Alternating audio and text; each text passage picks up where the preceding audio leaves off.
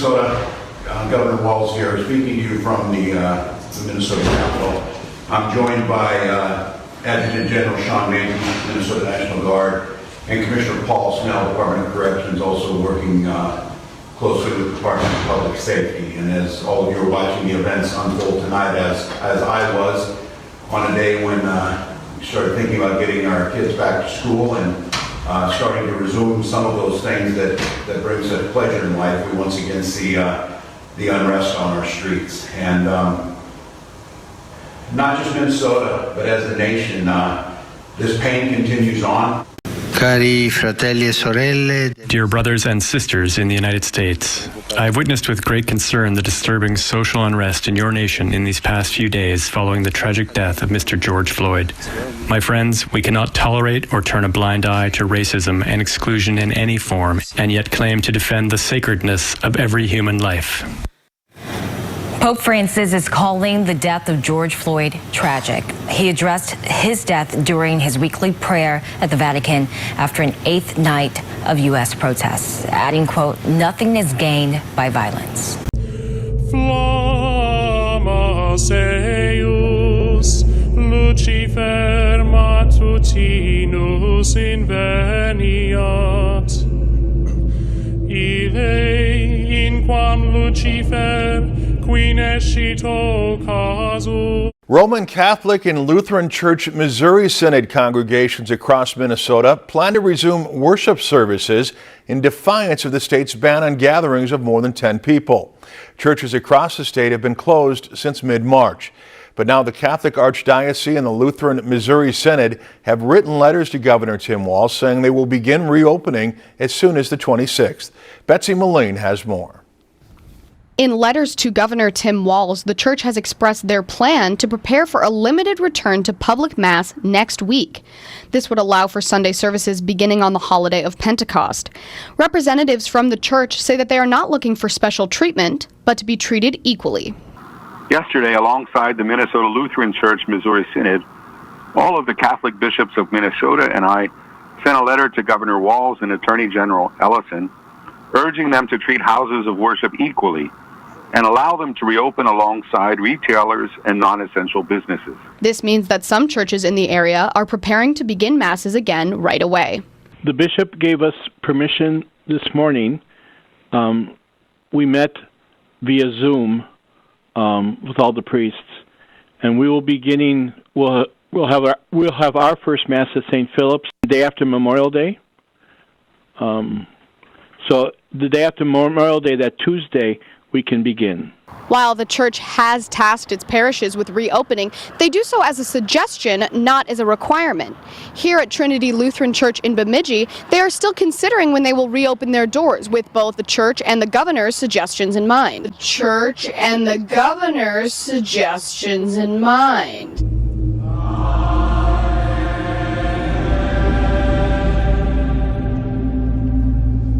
Watching that 8.5 minutes of George Floyd's death, those are real. Those are real emotions that are out there. Talking about the significance of the passage of time, right? The significance of the passage of time. So when you think about it, there is great significance to the passage of time in terms of what we need to do to lay these wires, what we need to do to create these jobs.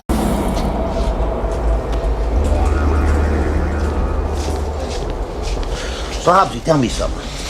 Shoot. The other day, you were down in the basement reading an old file. Yeah, what about it? Well, it looked like there was some kind of map in there. I was wondering, you go somewhere? Yeah, I went up the country. Oh, yeah? Yeah. Yeah, it's great to get out of town, huh? Lovely, fresh air, you know? Yeah. I used to do that, go up to a house in the mountains and sit by the water. It's beautiful. Yeah. So I'm curious, where'd you go? Why you ask, look?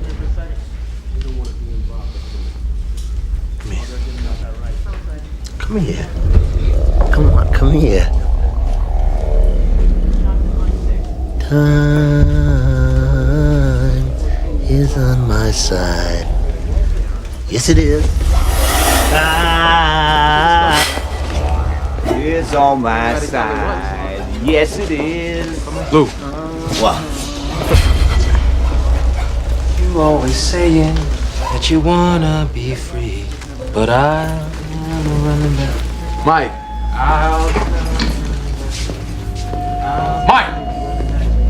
Mike. 9:23. Clearly, he's leaving us a code. In 9 hours and 23 minutes, you'll be mine. U.S. troops died in Iran and Afghanistan. 6,000, as of today, 923. Not roughly 6,900, 923. Because every one of these fallen angels left behind a family, left behind a community. Yo, Mike. Yeah, Detective.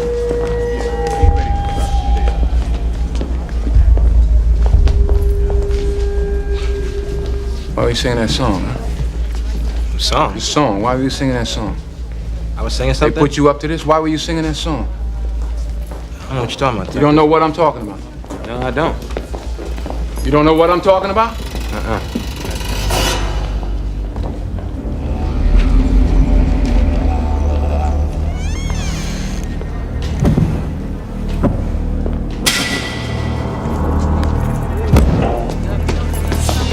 Hey! Hey! Hey, you!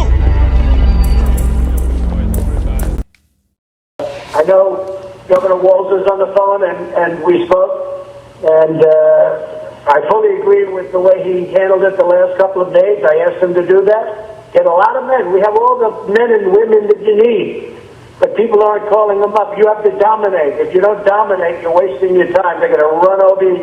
And there is such great significance to the passage of time when we think about a day in the life of our children. Oh, look at this little Bentley. Welcome to my world. This is beautiful. You lucky son. I've seen photographs of it in magazines, and I've seen little clips on the TV, but I've never actually been here. Yeah, it's a fairly sort of mixed bag. Yeah, well, there's nothing here under at least 5 million. It's a marvellous place to be. Hey.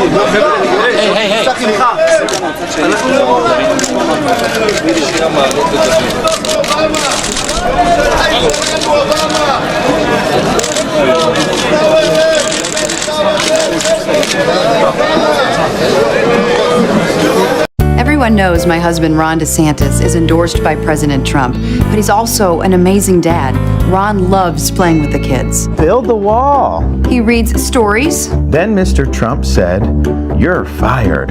I love that part. He's teaching Madison to talk. Make America great again. People say Ron's all Trump, but he is so much more.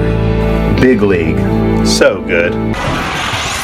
So we're continuing our discussion about schools. Are they looking more like prisons? School is an 18-year forced government training program that sterilizes the potential for brilliance in children.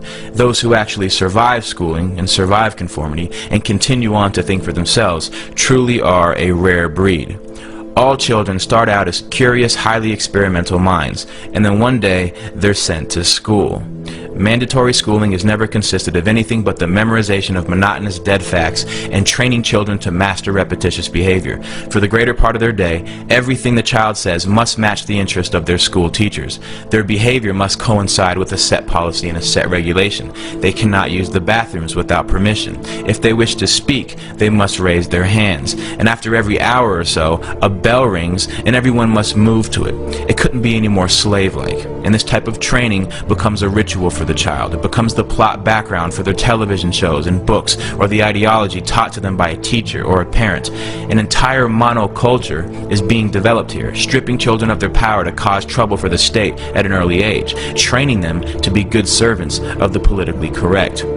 Their environment is much like a prison, by the population lacking any ability to check the authority of the warden. The process becomes a matter of rubber stamping. They have no control over their entire lives, which is directly related to youth violence, because the only control they have is between each other.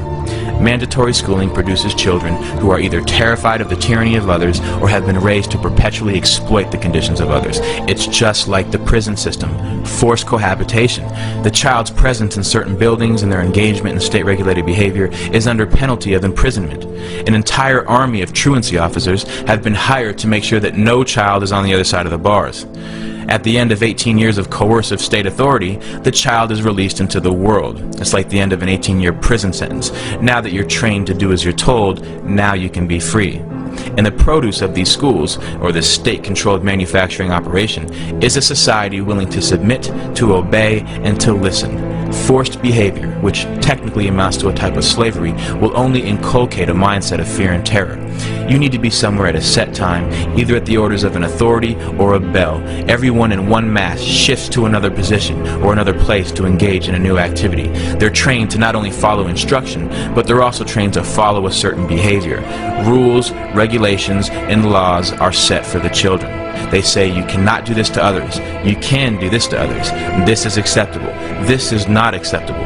Standards of culture, morality, and behavior are imprinted into these new young minds that are in the blossoming stages of development. Their minds are being intercepted by the state and molded to conform to state standards.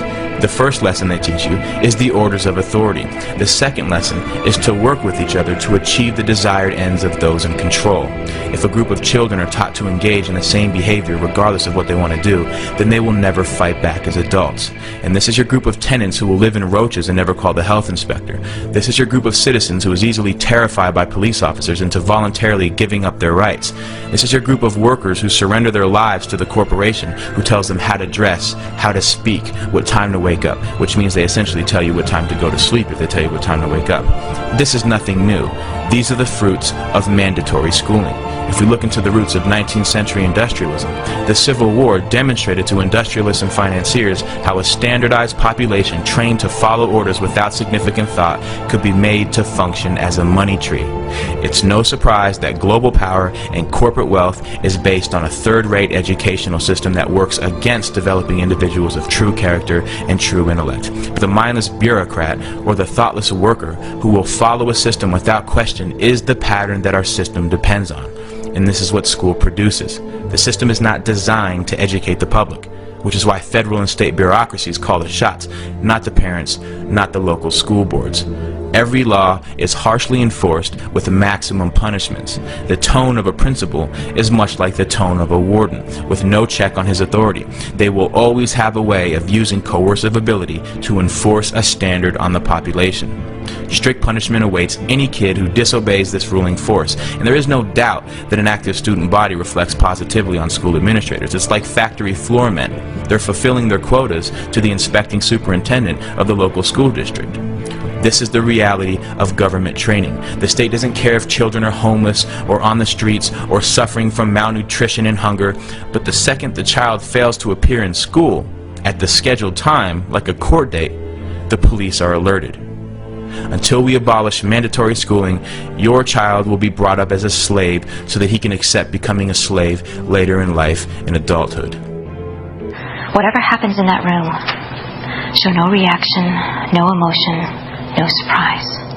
No matter what you see, do not move. What will I see? Today it's a 101 on germs and COVID-19. Even an excerpt of Matt Damon from the movie Contagion. Nothing's perfect. Not all the kids remember to wear their masks. My name is Robin. I'm from Minnesota in the USA, and I am here at Dajia as a Fulbright English teaching assistant. The washing hands seems to be really crucial, and I love how this school has announcements. I think at the beginning of each class period, the students usually don't enter the classroom until about a minute into class because they're all busy washing their hands outside. An added measure at Peggy's school? This girl's name, Mabel, but her official title? Student Chief Disinfectant Officer. And at lunchtime? I love how the school sets up the yellow divider boards to keep students a little bit separated from each other's airspace. In a sense, I don't know why we're surprised by Trump. How many times does he have to prove we can't be trusted?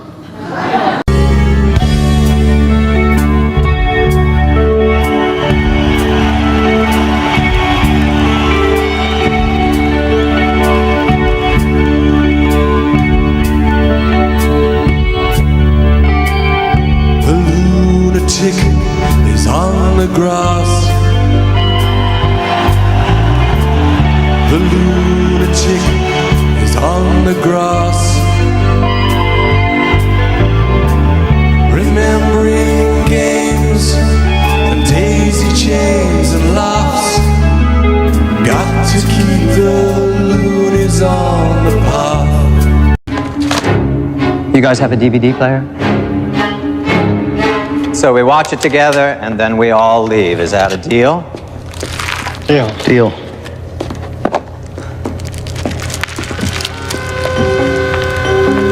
Sorry about the quality. It's a transfer from an old Betamax.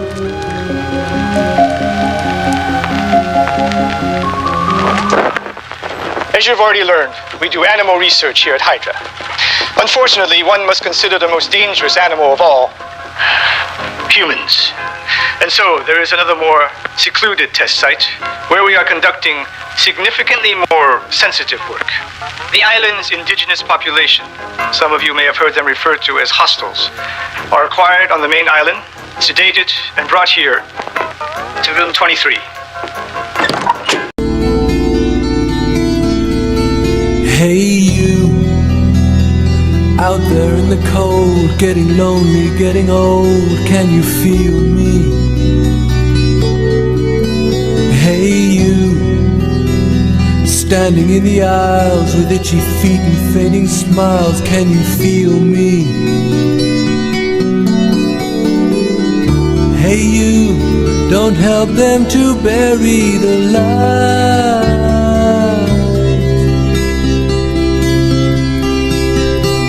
Don't give in without a fight. How did Pink Floyd get their name? You can't talk about psychedelic rock without mentioning Pink Floyd at least once. Albums like The Dark Side of the Moon and The Wall were huge on the charts, while songs such as Money, Comfortably Numb, and Another Brick in the Wall are still mainstays of classic rock playlists and examples of how the band was willing to evolve beyond its roots and come up with a distinctive sound. People have often speculated on where Pink Floyd's name came from because of its abstractness, but the truth is it was created out of necessity in a pinch by combining two influential blues musicians' names. In the early days of Pink Floyd, they were using the name The Tea-Set. Yeah, that's what they were using, The Tea-Set. As Nick Mason tells it in Inside Out, the name of the Tea-Set became an issue during a 1965 gig at a Royal Air Force base. Before going on, the band noticed another group calling themselves the Tea-Set also planned to play that day. Be our guest, let our magic do the rest. Just think of all the fun sharing, your time will be the best. Meet the princess, what a treat. You've booked ahead, so here's a seat. Get on rides in less time, makes every memory divine. Introducing Fast Pass Plus at Walt Disney World. Included at no extra charge with theme park admission. Reserve attractions in advance and spend more time having fun together. Who is the fairest one of all? All of these classic Disney films, they had a huge influence on my life. Truly, it was a kid's dream come true. Just to walk onto that studio lot, just to walk into that building, just to be there with the men and women who had made the films I saw as a child. And now I had the opportunity to be part of creating these films. And that was pretty cool when you think about it. This is Floyd Norman. When I first came to the Disney studio, they gave me a test, and one of the first things I had to draw was this guy. He's one of a select few who helped bring to life some of your favorite Disney and Pixar characters through storytelling and animation. I want to be like you. From Mowgli in 1967's The Jungle Book to Sully in 2001's Monsters, Inc. He was also the first black animator at Disney. But he won't let you make a big deal out of it. I never even thought about the color of my skin when coming to Disney. Everybody thought that was a big deal, like, oh, the first black animator at Disney, or breaking barriers at Disney. No, I was just another kid who wanted to work in animation, who wanted a job. I came there only with the responsibility to myself of being the best I could be. But I didn't have any thought about I was breaking down doors or, doing something no one else had ever done before. What was it like kind of working there? Was that overwhelming at all? Or I guess, was it thrilling. It was overwhelming in the sense that it was a place where I'd always wanted to be. And by being surrounded by so many talented people, so many gifted artists, musicians and designers and writers. I mean, it was for anybody who's creative, it was just like, boy, this is the place to be. This is where it's happening. Yeah, this is more than exciting. You know, it was just fantastic just to come to work every day. This is where we each pick a story we'd like to share with each other and with all of you. You know how it goes. And Gail King, you're going first. Yes. Oh, thanks, Anthony. Mine is about, and I like mine too, Barbra Streisand and George Floyd's little girl. If you're going, huh? What's the connection? There's one. George Floyd's 6-year-old daughter, we all met her when she said, my daddy changed the world, when she was riding on top of someone's shoulders. Well, anyway, little Gianna received a surprise gift the other day that could pay huge dividends on Instagram. Gianna Floyd thanks Barbra Streisand for a package. She writes, I am now a Disney stockholder thanks to you. Streisand also sent Gianna copies of 2 of her albums. Now, it's not clear how many shares that Streisand bought for little Gianna, but we certainly do appreciate the gesture. Now, what are the chances of that happening? 2 bands with an obscure name, the T-Set. Granted, it was 1965, so I guess T-Sets were much more popular back then. Now is exactly 1 minute till tea time. And until the young Alice joins you for tea, it will always remain 1 minute till tea time for you and your dunderheads. Watch it. Enjoy the present. See when it's true like that. Time to go. I must get the chronosphere back. She cannot be far away. Curious chap. What a gentleman.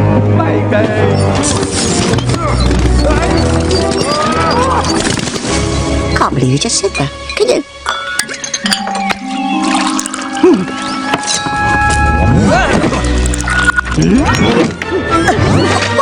I can't believe you just said that. Wait! We'll sit down! The blighter has stuck us all at 1 minute to tea time.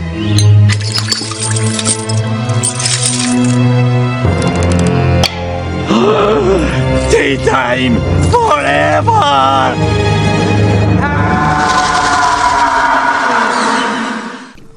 Guitarist and co-founder Syd Barrett, like so many then and now, was a big fan of old African-American bluesmen, and quickly produced another name he'd come up with according to Mason. Barrett plucked the band's new moniker using a mix of Pinkney, Pink Anderson, and Floyd Council, and the band became the Pink Floyd Sound, soon shortened to the Pink Floyd, and then just to Pink Floyd. That's Brian, you spent time in Pixar. Yeah. What keeps a company like that on top? I mean, Pixar has been the standard for animation films for so long, and they continue to just crank out really amazing films. I think what keeps one truly a creative is being hungry. I think you can never get comfortable. In a sense, I look forward to failing, falling on your face, really screwing up. Because that teaches you to be humble. That teaches you that you're not perfect and that you still have a lot to learn. Along with his work at Disney, Norman also co-founded Vignette Films, which produced other animation projects, including the original Fat Albert and the iconic Soul Train logo. Flash forward to today.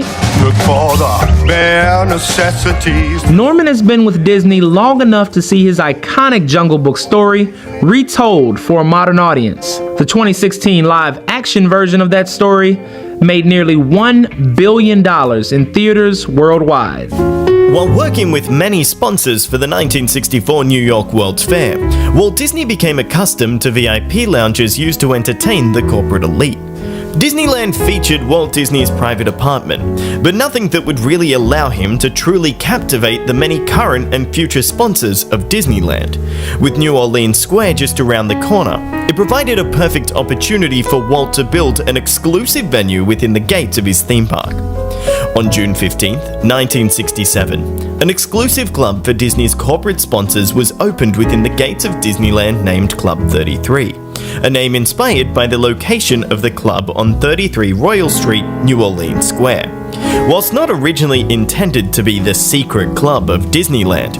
Over time, the purpose of the venue changed from entertaining their corporate elite to indulging private guests in the best of Disney's themed luxury.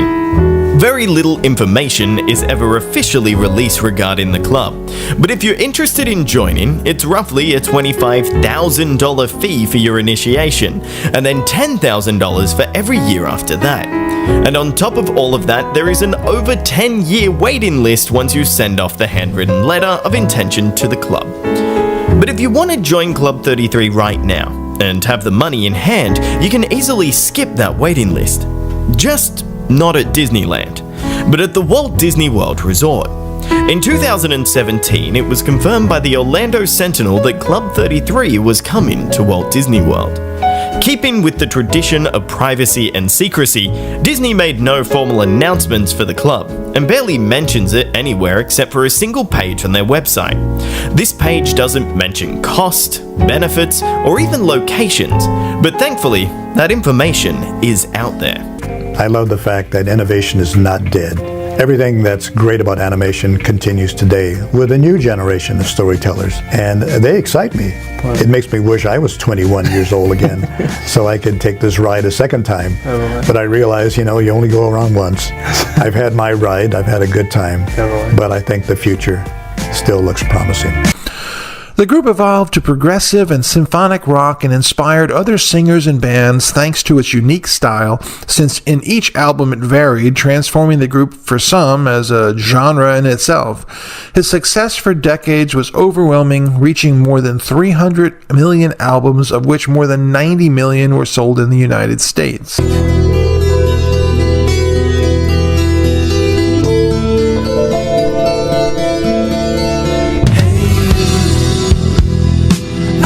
On your own, sitting naked by the phone, would you touch me? Hey you, with your ear against the wall, waiting for someone to call out, would you touch me? Hey you, would you help me to carry the stone?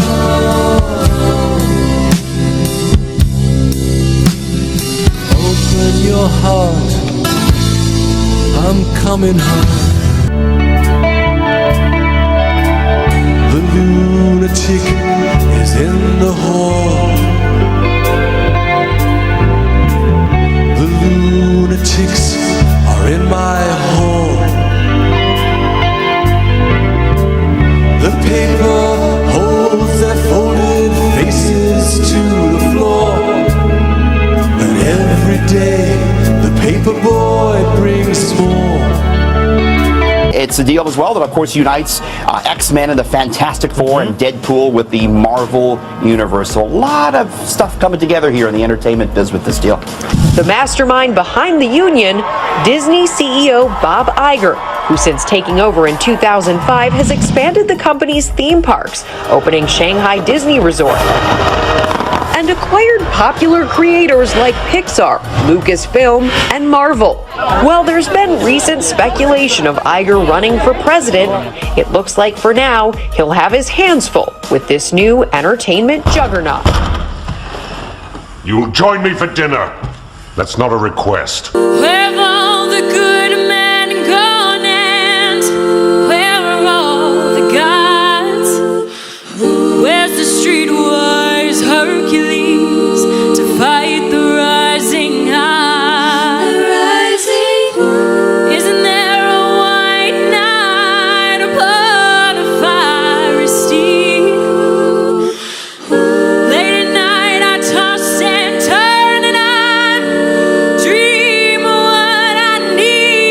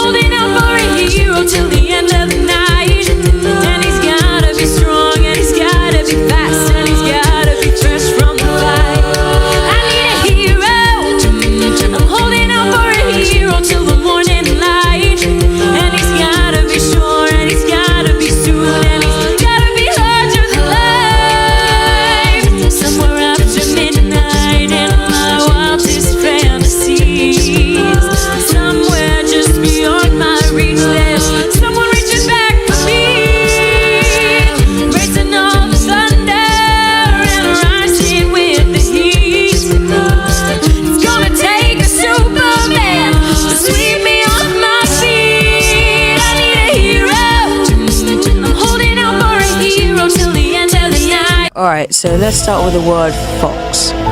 Every letter in the alphabet has a value. So let's look at the letter F. Obviously, F is 6. Now O is 60, and X is 600. Flip the values over and you've got yourself a 600, a 60, and a 6. 666, the number of the beast. The beast being the devil. Now we got Fox News, Fox Sports, 20th Century Fox. You must have been so worried in my absence. Let me think about that. No. On October 2nd, Tom Welling joins the cast of Lucifer. I'm surprised it's taken you this long.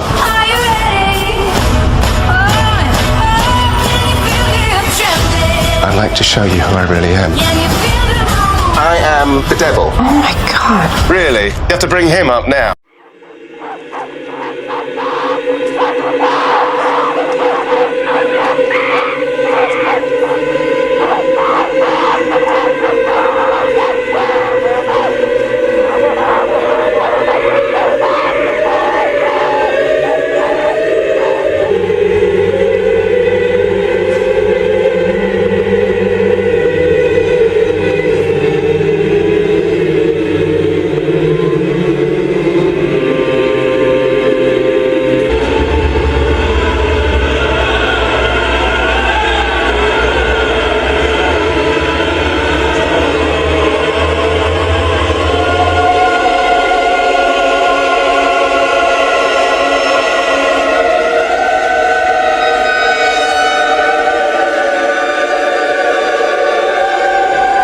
Over the years, a number of people have asked me that same question about Walt being anti-Semitic or anti-black. I would respectfully have to disagree. That was not the man I knew.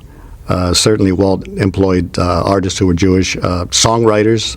Some of the best songwriters who wrote great songs for the studio were Jewish.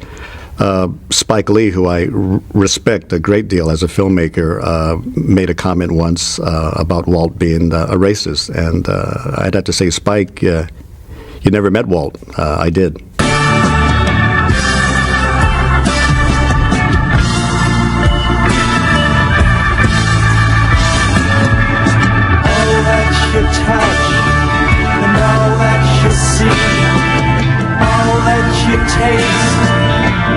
All you feel, and all that you love, and all that you hate, all you distrust, all you save, and all that you give, and all that you deal, and all that you buy, beg, borrow, or steal, and all you create, and all you destroy, and all that you do, and all that you say, and all that you eat, and everyone you meet, and all that you slight, and everyone you fight, and all that is now, and all that is gone, and all that's to come, and everything under the sun is in you, but the sun is eclipsed by the moon.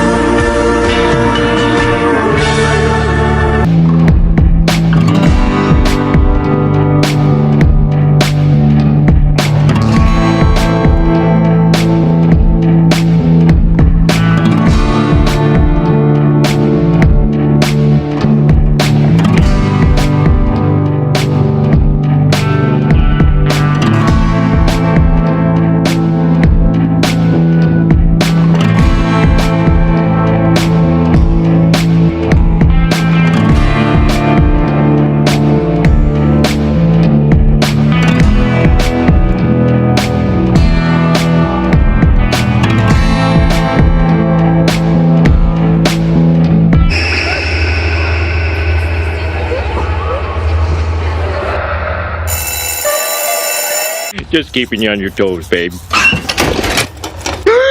239 pounds! Oh, I'm a blimp. Why are all the good things so tasty? Release the following health information.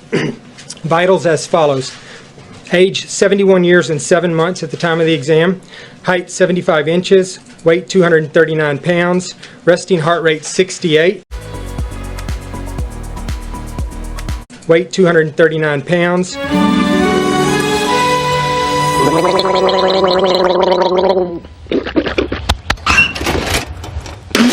Oh no! 239 pounds! Weight 239 pounds.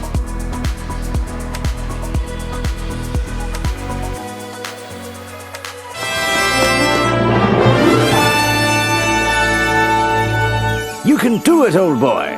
Yes, I can. Some way to reach him? Time or date, maybe? September 23rd? September 23rd, 1780.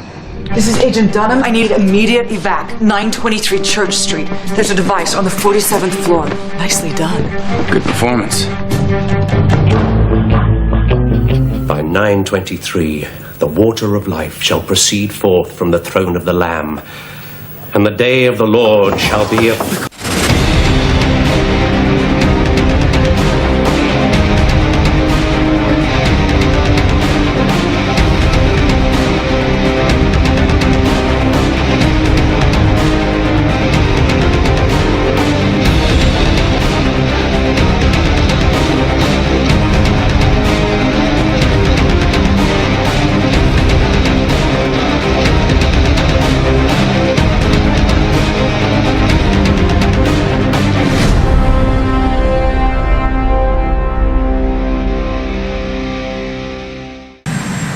I am the chosen one.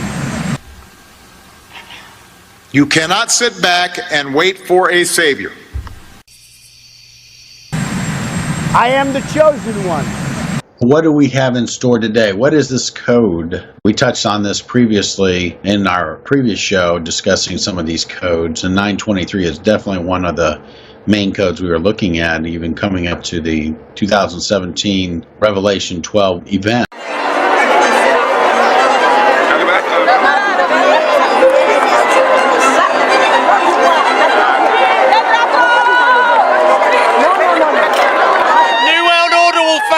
Antichristo! The New World Order will fail! Repent and turn to the real Messiah! So what are we going to share with folks today? Well, I have been researching the 923 code because it is significant with the birthing of Jupiter 9/23/2017. He's the king of the gods and represents the Antichrist in a way. But 923 also represents 14, and we know that Osiris was cut up into 14 pieces from his brother Set, who is also the brother of Horus. So this code is really a code that has been broken down with many things, and most of all, it's been broken down with unity, because what they want to do is put the pieces of Osiris back together again, just like in our last show. Isis is representing the moon, Osiris represents the sun, and she wants to put all the pieces of Osiris back together again. And that is kind of what Sol Invictus was about also. So we have together, which we had on 7/16/16, which is 777. And this Together 2016 is something that is by Nick Hall. He has a website called Pulse, and he's written a book called Reset with a circle that kind of looks like the Ouroboros on it. And he met with the Pope and everything. And so this was this 2016 gathering that they did on 777, in which 7/16/2016 is also 923, represented Osiris. The reason they did it that day was to represent Osiris, the Antichrist, the sun god, to put the pieces back together, because he is in 14 pieces and 923 is also 14. This is big because we're in the end times and we're looking at the Pope uniting all religions right now. And they did this around the obelisk, which is a Baal worship tool, a pagan tool to worship the sun, with the circle around the obelisk of Tutmosis III. Well, actually, it's not an original, but it is a copy. And just like in New York, there's a obelisk of Tutmosis III, and the matching one, which is the twin obelisk, is in London.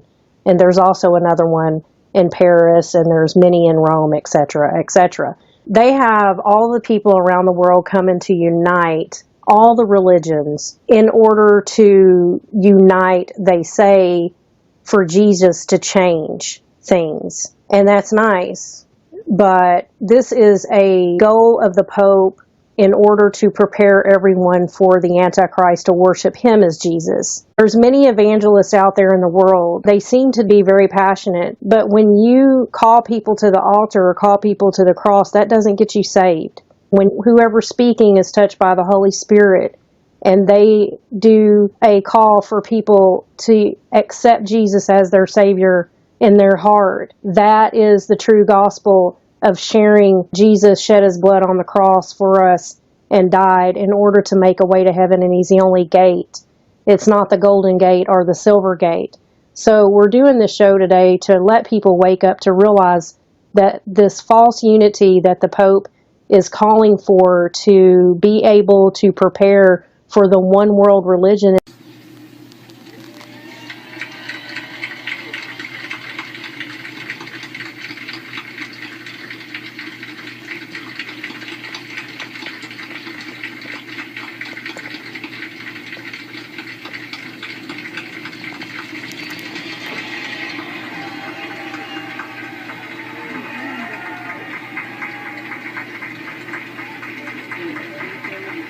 Ladies and gentlemen, the national anthem of the Holy See, followed by the national anthem of the United States.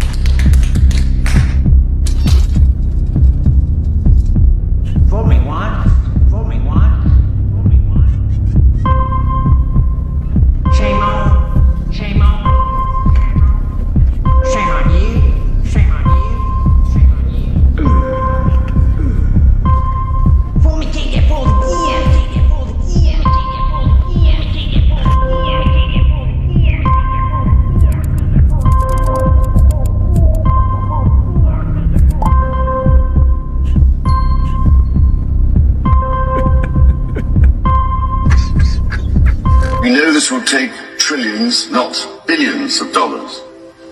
We also know that countries, many of whom are burdened by growing levels of debt, simply cannot afford to go green. Here we need a vast military-style campaign to marshal the strength of the global private sector. Here we need a vast military-style campaign to marshal the strength of the global private sector. With trillions at its disposal, far beyond global GDP, and with the greatest respect, beyond even the governments of the world's leaders, it offers the only real prospect of achieving fundamental economic transition.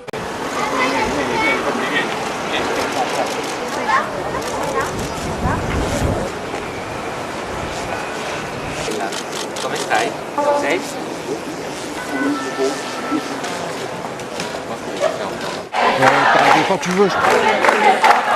E poi c'è un grido di dolore che più di tutti risuona e che sta tramutando il mare nostrum in mare mortum.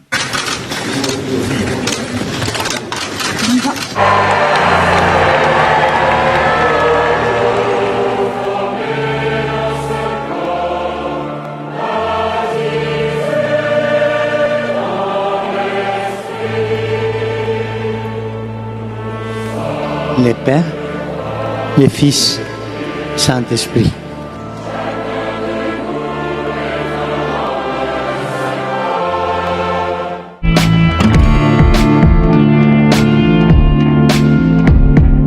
President Trump today called George Floyd's death a, quote, grave tragedy. At the same time, he issued new warnings for authorities to crack down on protesters. Nicole Killian is at the White House. Healing, not hatred, justice, not chaos, are the mission at hand.